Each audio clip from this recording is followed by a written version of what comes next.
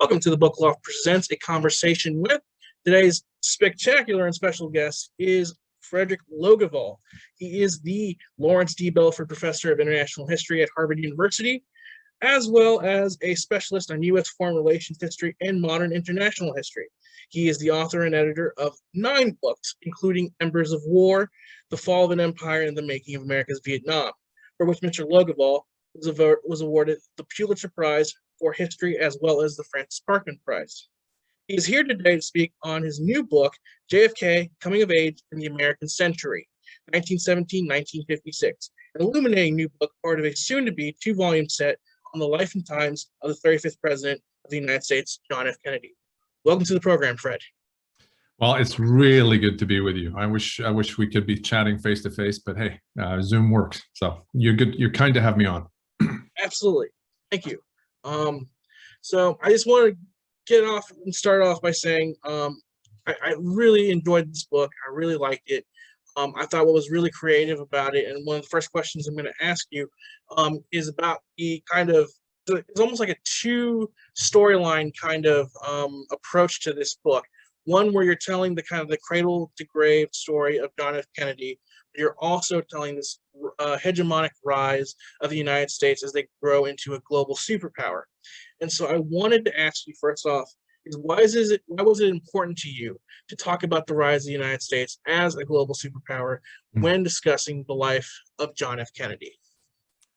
It's a really good question. I think part of the answer, maybe a big part of the answer, is that I come at this task of biography as a historian. I'm trained as a historian. My work prior to this has been in history, although of course many of my books and so on have had biographical elements.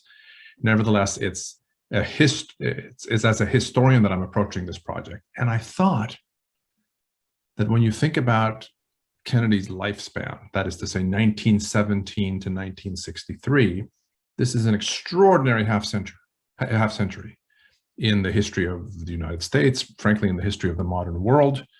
And so I thought maybe I can map onto his life story, which as you said, I'm telling, this remarkable second narrative, use him in a sense as a vehicle to tell this story of the rise of the United States to this superpower status, and also to talk about domestic developments in the United States. So I thought, in a way I could tell twin narratives, as you say, twin narratives, and in the process make both narratives stronger, that the biography is better because I contextualize Kennedy's life, and the history is better, that we can actually understand key developments in American history and international history in this half century better through the lens of Kennedy. Absolutely. And I think one of the biggest things in understanding John F. Kennedy, obviously, is to discuss his large family in the presence of his parents, Joseph Patrick Sr. And his mother, Rose Kennedy.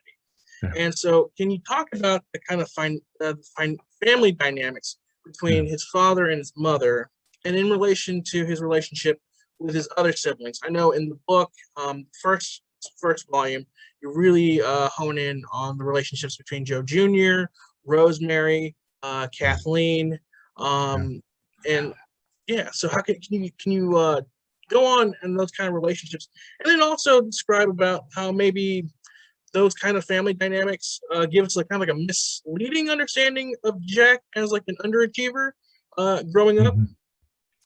Yeah. There's a lot there. I guess I would begin by saying that the relationship with the parents, as is almost always the case with all of us, is really important.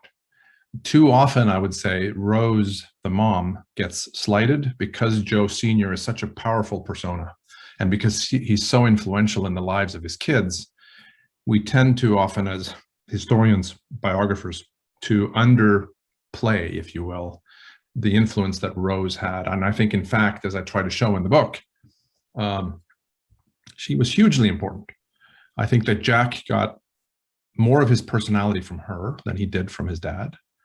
He got his love of politics more from her than from his dad. His love of history, his interest in history, and his fascination with historical figures, that comes more from Rose than it does from Joe. All of that said, Joe Kennedy is a towering figure in the lives of all of his kids, and that includes Jack. And one of the themes in the book, as you know, is that he proves willing, that is to say, Jack proves willing to separate himself from his father at key moments in his young life, to differ with his dad, for example, on what should be the U.S. posture vis-a-vis World War II. Should the United States get involved? If so, how should it get involved? The two of them come down on very different positions on that. His father is an isolationist, remains an isolationist. Even after the war, he's an isolationist.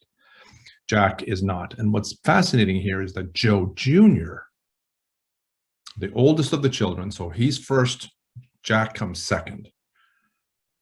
Joe Jr. is never able to chart his own path in the same way. And so that's an important difference between the brothers. And there's also, as you pointed out, a rivalry between them. Over time, I think that rivalry becomes more important to Joe Jr. than it is to Jack. When Jack begins to have accomplishments that exceed those of the supposed golden child, that's a problem for Joe Jr. And he's ultimately killed in the war.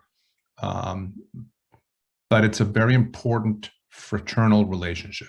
And then, as you point out as well, he's also close to his older sisters, Rosemary, who is developmentally challenged, and Kathleen, known as Kick, who is the sibling of all his siblings. The one he feels closest to is Kick. She's killed in a plane crash in 1948. Rosemary undergoes this disastrous lobotomy in late 1941, right before Pearl Harbor. So when you think about this, his three closest siblings in age, all basically he loses. That must have had an effect on young JFK. And I speculate about that. I write about that in the book. But suffice it to say, to a large question, these are really important family relationships. 9 children, 2 parents, rivalries, but also really close affections. They are a very tight-knit family. Everybody comments on that. Absolutely. There's a moment in the book, and I'll harken back to it for a later question as well. Yeah. But there's a real sweet and kind of sentimental moment where you're describing Jack as he's off at Choate, and he he's kind of a young man in his prime of his life, or he's coming into his prime of his life, and he goes on, I think it's like a school dance, and he makes sure that Rosemary is that she has fun, and that they have like the sweet kind of brother sister kind of dance, and that she's she's fine before he goes off to some more adventurous escapades later in the evening. I thought that was it's a nice little anecdote, and I had a couple of pieces of verification. In other words, I had more than one source for this, but this happened on occasion where he and Joe Jr., they were very devoted brothers, and they would, in fact, as you say, take Rosemary to a dance, make sure that she had a good time. They would dance with her. They would then take her home, and then they might return to the dance, as you point out. But it says something about the affection. It says something about the devotion. It says something about the Kennedys. And again, as I said a moment ago, people who interacted with the family could see both the energy, the competitiveness within the family, but also that they were close-knit, no question. Absolutely. I want to get back to an earlier point you were making in your answer, and it's going to be my next question. A large portion of the book takes place during the years where Joseph P. Kennedy Sr. is appointed to the ambassadorship of England, or the Court of St. James is formerly known, in 1938. And you talk about this kind of, I wouldn't say necessarily drift, but a difference of opinion in regards to the issue of the day, which was isolationism versus interventionism. And can you speak to how that kind of difference of opinion and kind of intellectual kind of not I want to say argument, but it's kind of this intellectual kind of difference of opinion, really formulated Jack's political or his interest in politics and international affairs, and what that effect had later on in his life as he is, going into the war, and how he is approaching his first congressional run in 1946. Yeah, well, he has developed, by the time his father becomes the ambassador, which, as you say, is in 1938. Jack has developed, I think, in his reading as a child, in his schoolwork at Choate, in his early coursework at Harvard, an interest in international affairs, period. So in other words, even if there hadn't been a difference of opinion between him and his father about what the US should do, I think JFK would have had this passion, I think you could say, for diplomacy and for statecraft. And he travels in 1937, before his dad becomes ambassador. He travels with his best friend, Lem Billings, through Europe, keeps a diary, which was a marvelous resource for me. And I write quite a lot about that trip. But again, it speaks to this emerging sensibility. What then happens in 38, when his dad is ambassador, 39, his father's term is 1938 to 40. So it's a critical period. He's there before the war begins in Europe. He's there after the war begins in Europe. What happens is, little by little, and I trace this in the book, father and son grow apart on this big question about interventionism versus so-called isolationism. And his father, in part because he doesn't want his sons to get killed in this thing, his father is opposed, diametrically opposed to US intervention.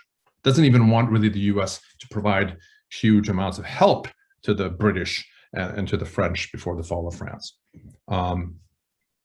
JFK, I think, comes to see that position is untenable, that Hitler is running rampant in Europe, that the Japanese are on the march in Asia. You can't stick your head in the sand if you're the United States, or just focus on your own geographic approaches. No, JFK concludes, we have got to be involved in this existential struggle against fascism, against the Japanese. And so that's how they come to these different positions. One thing to note is that it doesn't harm their relationship. They're devoted to each other. I give Joe Kennedy credit for this. He does not insist that his progeny, he doesn't insist that his kids adopt his position on politics or on issues. He wants them to make up their own minds, and that's one of his best attributes. Joe Jr. is not willing to do that. Joe Jr. is just as ferocious an isolationist as is the father. He nevertheless serves in the war, is killed in a mission in 1944, etc. But this, I think the thrust of your question is excellent. This is a very important phase of JFK's life. And he writes his senior thesis, which becomes a book published in the middle of 1940 on appeasement and why the British were unprepared for war. So that gives you a sense of what he might do for a career. Serves in the war himself in the South Pacific, and then makes the decision in 45, 46 that he's going to run for Congress. And he does so with his father's support here in the 11th district, right here in Massachusetts. And he's on his way. But this period when his father is ambassador and is also his last, I guess, 3 years in college, really important, no question. And can you talk about, I think in a lot of instances when we talk about figures of importance in history, we never tend to talk about the kind of happenings in the society that kind of formulate, their opinions and things of that nature. And so, can you talk about how much of a real stance this was for Jack to kind of take this interventionist approach, especially in his years at Harvard, especially with how the student body was feeling about the one of the things that was really surprising to me in the research There's certain things that I anticipated when I started researching, and there's certain things that were a surprise. One of the things that surprised me was how averse, how uniform, virtually unanimous was the opinion among Harvard undergraduates against intervention. I would have thought that they would be much more internationalist than in fact they were. This is the student body. So the Harvard Crimson, for example, the student newspaper, both then and now, was adamant. This is not our fight. We have no business doing this. We should take care of our own defenses. The Europeans have to take care of themselves, etc. So in other words, a position very similar to Joe Kennedy Sr. And for that matter, Joe Kennedy Jr. Jack's position is not that, as we've been discussing. It's out of that consensus.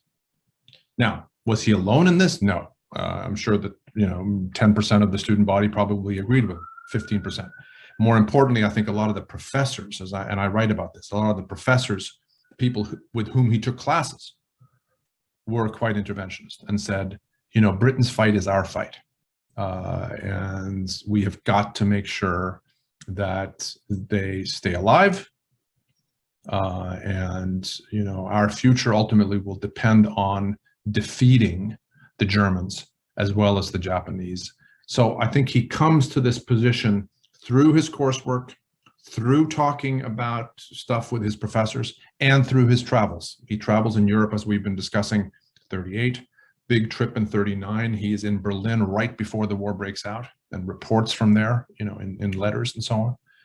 So it's him also observing with his own, 2 eyes, what's going on. And then finally, the work on the senior thesis, I think, contributes to this. The research that he does to produce this work, a very solid piece of work. It becomes a book right after graduation. That doesn't happen all that often. That too contributes to this more interventionist position.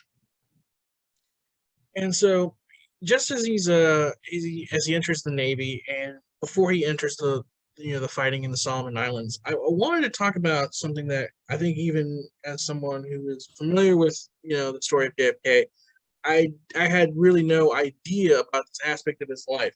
But during a little bit after the war, there's this relationship in his life that I think not only I think most people would probably not be familiar with. Can you talk about Inga Arvad and and the relationship that they had together, and the effect that she had on him as a young man before going into fighting? Oh, it's an amazing one, isn't it? She is a Danish journalist, a great beauty in the minds of everybody, I guess, who saw her and knew her, who had a lot of experiences, spoke a lot of languages, and all of this impressed him. He had a tin ear for languages himself. So whenever somebody was linguistically gifted, that made an impression. When he meets Jackie, who becomes his wife, same kind of thing. The fact that Jackie was so strong in French and Spanish also made an impression on him. So he falls, I think it's fair to say, head over heels in love with Inga Arvad. They begin a relationship right around the time of Pearl Harbor. And what's fascinating here, of course, is that the FBI is surveilling her and tapping her phones and tapping their hotel rooms when they are in hotel rooms together. Why? Because there's a strong suspicion that she could be a Nazi spy. She had been, when she was a journalist in Europe, she had interviewed Hitler. She had gotten to know Nazi leaders. She was, if you read her reporting or her journalistic pieces resulting from those interviews, you could say she's sympathetic. And so that gives the FBI reason to think that maybe she, excuse me, she needs to be watched. She then comes to the United States, which is where she meets Jack. They start this relationship. To my knowledge, there's no evidence whatsoever that she ever was a spy, but they continue this surveillance. And we have, this is great for the biographer, we have the transcripts of the eavesdropping that they did. We can hear the two of them talk about things, including, by the way, the possibility of him entering politics. This is important because many people have suggested that it was only after Joe Jr. was killed in 1944 that JFK even considered politics. But no, in fact, we know from these conversations, the pillow talk with Arvad, that the two of them were musing about this in early 1942. And she was saying, you know, you can get to the top of the ladder. I believe in you. I think she's important for his self-confidence. The relationship eventually ends mostly under pressure from Joe Kennedy, the father, who basically says, you know, she's married. She was in the process of getting a divorce, but she was still married. She's a Protestant. She's older than you are. She's a suspected spy. These are all real problems for you, Jack. And he's persuaded that he should end the relationship, but he's still in love with her. When he's in the war in the South Pacific, he writes her the marvelous letters that we now have and that I make use of. And in a sense, she was the love of his life, you know, at least until he met Jackie. And in some ways, maybe in some ways beyond, at least in the early years of that marriage. So she's an important part, really interesting part of this story, no question. Absolutely. And so as we're moving along in the story of JFK, you know, talk about how after Joe Jr.'s death, you know, you're making a run for politics in 1946, and a lot has been talked about that 46 campaign for the 11th district in Massachusetts. And can you talk about how, I think there's a really excellent part in this book where you kind of take some of that myth making, pull him out of that, and kind of show a human being who is his own person. And can you speak to that and what that campaign meant for him as he's getting into politics? Yeah, that's a fascinating period. I loved writing the chapter that was centered on the 1946 campaign because he's this neophyte. In some ways doesn't really know what he's doing. He's not a particularly effective politician yet. He does have a certain, I don't want to call it magic maybe, but he has a certain something that people pick up on even then. The skinny 29-year-old newcomer, when he's in relatively small groups, there's a connection that he makes with voters that I think is really strong. People talk about it at the time, not just later when he becomes famous.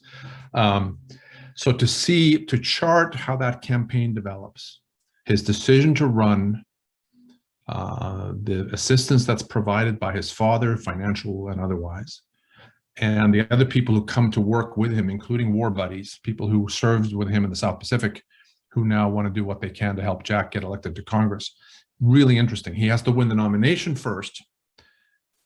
And, you know, once he has the nomination, because it's an overwhelmingly Democratic district, it's really over because he's going to for sure win in the fall campaign. So a lot of effort goes into the Democratic nomination contest, and he prevails. He prevails partly because of his heroism in the Second World War, which has already made him quite well known, partly because his father is a well-known figure, so he benefits from that. And Bostonians are proud of Joe Kennedy, even if he's controversial elsewhere. It's definitely an asset for Jack that his father was this fabulously wealthy, influential Democrat, ambassador, etc. But it's also, we should not underestimate his own emerging political skills and how hard he's willing to work.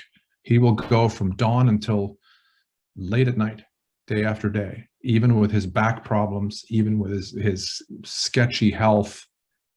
You see here the work ethic that is very much a Kennedy family trait, but that he has in spades. And, you know, you don't want to, I don't think one wants to, you know, read the history backwards and say that you see here the makings of a president. There's a temptation to do that. I think we should be careful with that. But he showed some gifts in this campaign that I think would serve him really well later on.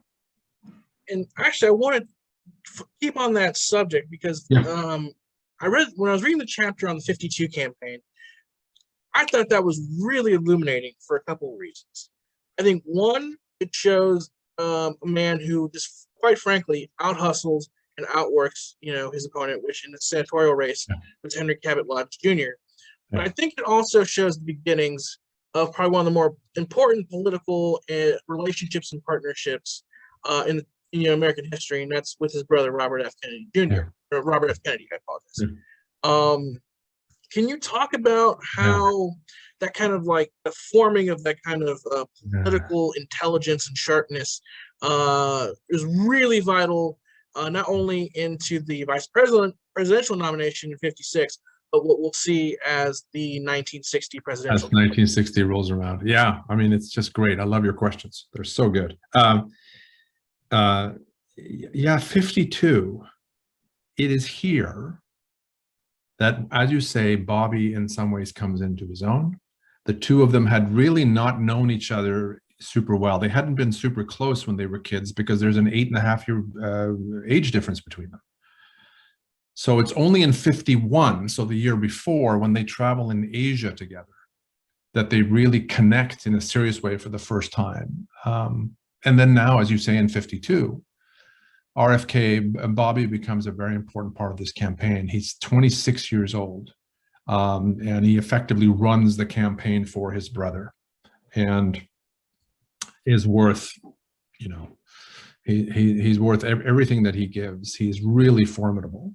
The other thing to note about that campaign is, as you say, that Lodge was a very formidable opponent who probably underestimated the challenge that he was facing in young JFK. Thought he could coast to the victory, because Lodge is he's a powerful figure. He's well known. He's from a long line of Lodges who have served, have been in public service. In some ways, he's very similar to JFK. Actually, I write about this. So the campaign is interesting for that reason. That in a Republican year, in which Dwight Eisenhower smokes Adlai Stevenson in the presidential race in Massachusetts, Kennedy somehow pulls off this victory against Lodge. Bobby is critical. JFK himself is critical in terms of his skill, his emerging skills as a politician, his ability to use television, totally interesting. But we should also note that it's a family affair, that his mom is involved in the campaign, his sisters are campaigning. Joe Kennedy Sr. sort of stays in the background. But the rest of them, young Teddy is involved. And we should note there are some other aides in addition to Bobby Kennedy. Maybe in particular, Dave Powers, Larry O'Brien, people who will become very well known to Kennedy and to other people later. They're already important now. Put all this together and you've got a very impressive machine. And one other thing, which is key, I think, in all of his campaigns, 1946, 1952, and not including the re-election campaigns, the big ones, 46, 52, and 60. Kennedy starts early and he works harder than the competition. That's critical to his success. And so as we encounter Kennedy as a senator, I think one of the things that I found personally surprising was the relationship that his family has with a fellow senator from Wisconsin named Joseph McCarthy. And I was blown away by just the fact that like McCarthy had gone on dates with some of his sisters, and that the family was, I mean, Joe Sr. is very glowing of McCarthy. Oh, yeah. And so can you talk about that dynamic between the family and McCarthy? And also, I think it's important to talk about, that you really lay this out in the chapter, is the conditions on the ground. It doesn't necessarily give JFK an out for some of his political calculus with McCarthy, but what the local conditions on the ground, especially in Massachusetts, were for how he will deal with McCarthy as a senator. Yeah. Yeah, this is another one of those areas where the research really surprised me. I had known before I started that JFK was, shall we say, careful in his handling of McCarthy, that it was not his shining moment as a politician. That, I think, had been pretty well established. What I didn't know was just how close the family was to McCarthy. Not so much JFK himself, but as you say, his father loved McCarthy, saw him frequently, invited him up to Hyannisport. He dated, as you pointed out, McCarthy did, or at least took out on dates. I guess you could say dated. A couple of the Kennedy sisters, fellow Irish Catholic. He and Joe in particular bonded. Bobby became very, very close to McCarthy. So that's important to understand the dynamic. And I think it helps us better grasp why JFK was so cautious in handling McCarthy. It's partly a family issue. But it's also, as you pointed out, that McCarthy has lots of support in Massachusetts. He may have more support in this state than he has anywhere else. A large number of Irish Catholics, maybe outside Wisconsin itself, large number of Irish Catholics here. It's very clear from the mail that flows into JFK's office. And I've gone through a lot of that mail. He had a huge number of supporters, and they did not want JFK to be out in opposition to Joe McCarthy. So he's thinking about this partly as a politician. Why would I want to alienate these supporters, these voters in Massachusetts, over this guy? And I think it helps to drive his decision to basically take a standoff approach. He was prepared to, I think he would have voted in favor of censure in late 1954. He was in the hospital at the time. He rather ducked the issue. He could have informed his aide, Ted Sorensen, that I want to vote, my vote is in favor of censure. He chose not to do it. So he's not a profiling courage on this, to quote the title of his later book. All I'm suggesting is that there's a rationale to his position. I don't think he liked McCarthy per se. He was a very different kind of politician. He didn't like McCarthy's tactics or his strategy, his bullying, his demagoguery, very alien to Kennedy's approach to these things. But he wasn't prepared to come out in strong opposition. And that, by the way, caused problems for JFK with the Democratic Party in the years to come. I'm going to be writing about this even in volume 2, that Eleanor Roosevelt, Mrs. Roosevelt, and others never quite could get over the fact that when the chips were down, when Jack Kennedy had an opportunity to really stake out a firm position against McCarthy, he didn't do it. And as we continue on, I think as we get towards the end of the book, we start to get some more of his like personal life being discussed in the sense of, his relationship with Jacqueline Bouvier, who will be Mrs. Jackie Kennedy. I have to admit, when I read this part of the book, there were moments where I'm utterly charmed. I think there's a part of the book where you're talking about kind of the effect that Jackie has on Jack, and he's having a conversation with Chuck Spaulding, and it's really a laugh out loud kind of moment where he's like, your suit doesn't make a statement, and they just both he realizes what he's saying, and they just kind of both start laughing, and it's a real funny. I didn't expect myself to laugh as hard as I did on that joke, or that conversation. And then there are moments where I have to admit I am very disturbed. I think there's a reason why we tend to take our political heroes and we want them as human beings. And we should appreciate them as human beings. And I want to ask you to kind of psychoanalyze that kind of relationship, because there's no reason to do it. But as the biographer, as you're encountering this kind of information before you, how do you feel as you're writing it, as you're finding this out, and you're having to kind of contextualize this as a human? This is a man who was, could take his sister on a date, or be Yeah. as sweet and loving with Inga Arvad, Yeah. but then do some of the things that he did. Yeah. How does that make you feel as the biographer? Well, it's hard. It's hard to encounter this stuff, and there's going to be more of it in volume 2. In fact, it's in some ways becomes more problematic in volume 2 as he rises in power and this behavior continues. I decided early on that this was going to be that I wanted to humanize John F. Kennedy, that to use a less elegant phrase, it was going to be warts and all, this book. So I wasn't going to shy away from the mistakes, the shortcomings.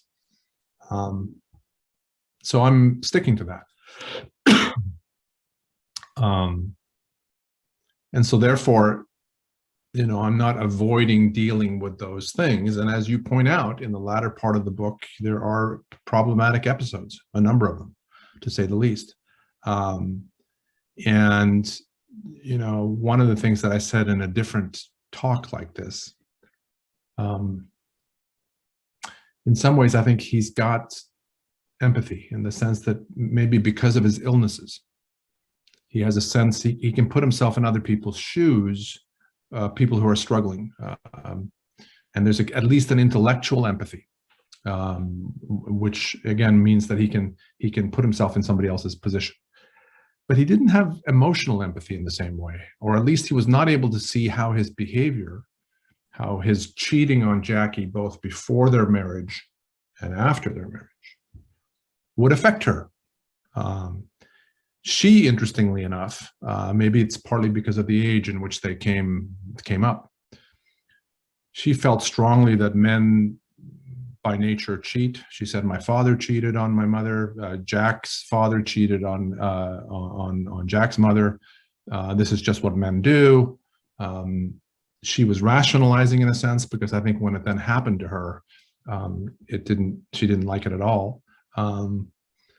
But it's a kind of partial answer to your question. It's a tough one, but I'm dealing with it. I'm taking the evidence where it leads me to where it wants to go.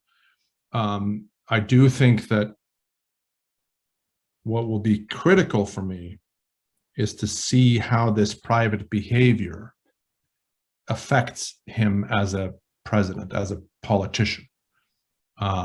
Doesn't mean I won't deal with it if I determine that it doesn't actually affect his day-to-day decision-making or his governing or his choices. But it's going to matter to me how much, if at all, it affects him as a leader. And some of that work obviously is still to come now that I'm researching volume 2. And so as we're kind of wrapping up this interview, I actually kind of wanted to talk about, because we're a bookstore here at the Book Loft, and we enjoy the process of authors finding out how they come about their the processes for writing books. One serious and then one lighthearted one. So the first serious one, we live in this kind of omnipresence of COVID, and I wonder how that's affecting. I don't necessarily think that it affected the first volume, but how is it affecting your ability to do research as we're going into the second volume? Yeah, you're right. In terms of the writing of the first volume, the research and the writing, not really in effect, because I had put the thing to bed. It was deep in production, pretty deep in production by the time we got to March 2020, when the whole thing hit, as you'll recall. So it didn't affect that. It did affect the rollout. We had distribution problems that were COVID related as the book is being shipped to stores. So that was an unfortunate couple of weeks. It was industry wide, although Random House may have suffered a little bit more than others. I'm not sure. So, there's that connection to COVID. Obviously the talks, obviously the bookstores were for a long time closed. So buyers have to rely on, they can't maybe go to places like yours. They've got to rely on online booksellers and so on. And then my talks have been often and almost always in this kind of format on Zoom. Last few weeks, I've done a few live events, but what you're really asking about is the research and the writing. And for volume 2, I won't lie to you.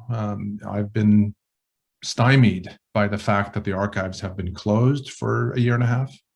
The Kennedy Library, which was key for me in volume 1 and which will be key for me in volume 2, the Kennedy Library, which is just down the street in Dorchester, it's basically South Boston, they were set to open on a kind of, partial basis a couple of weeks ago.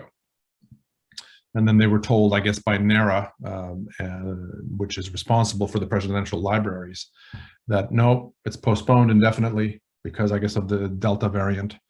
So I'm stuck in the sense that the archives, both here and elsewhere, and there are a lot of other archives I'm going to go to as well.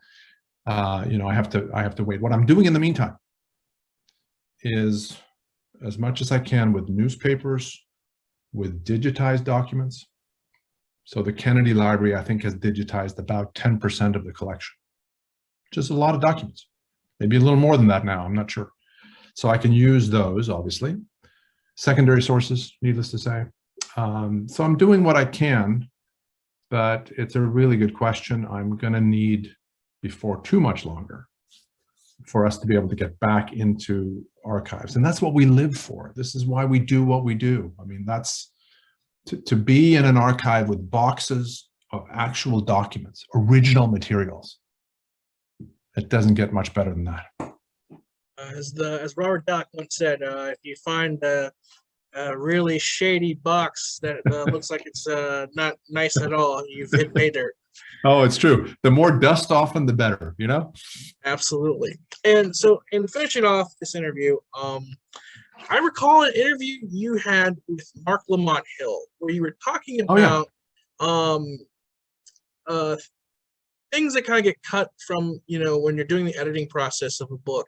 And I thought there was something really ingenious about your answer about how you don't necessarily get rid of anything, kind of just like keep it as something that you could maybe possibly work on later.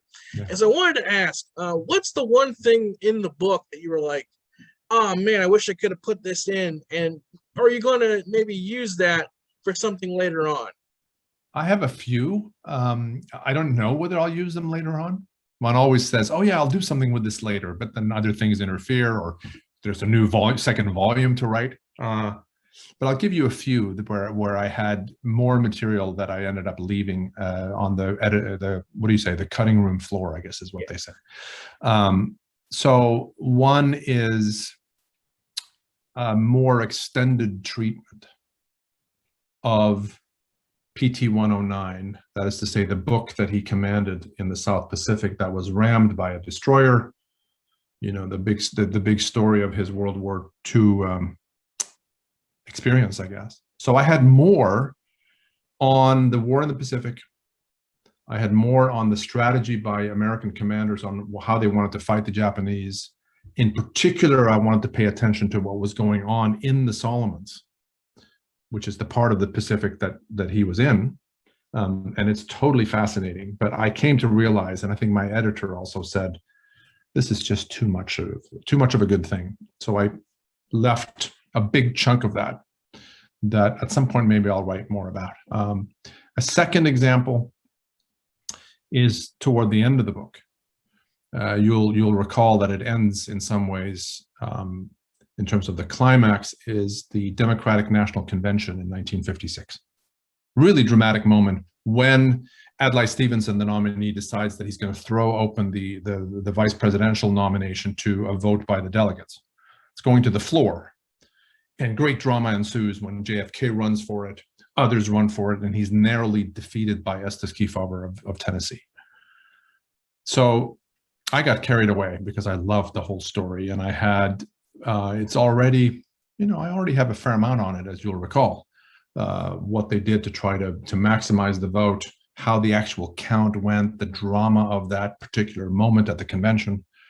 And here again, I had to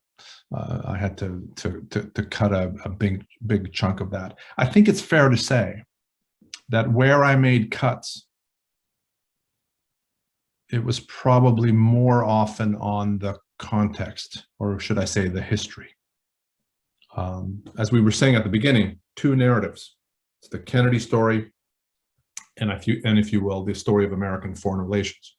It's more in that foreign relations sort of international history side that I found that I had to do some cutting. As much as I loved writing about it, I had to remind myself, no, well, actually, Fred, this is a biography first and foremost. So readers will get impatient if you go too far off on what's going on in the Pacific War and what American strategists are planning.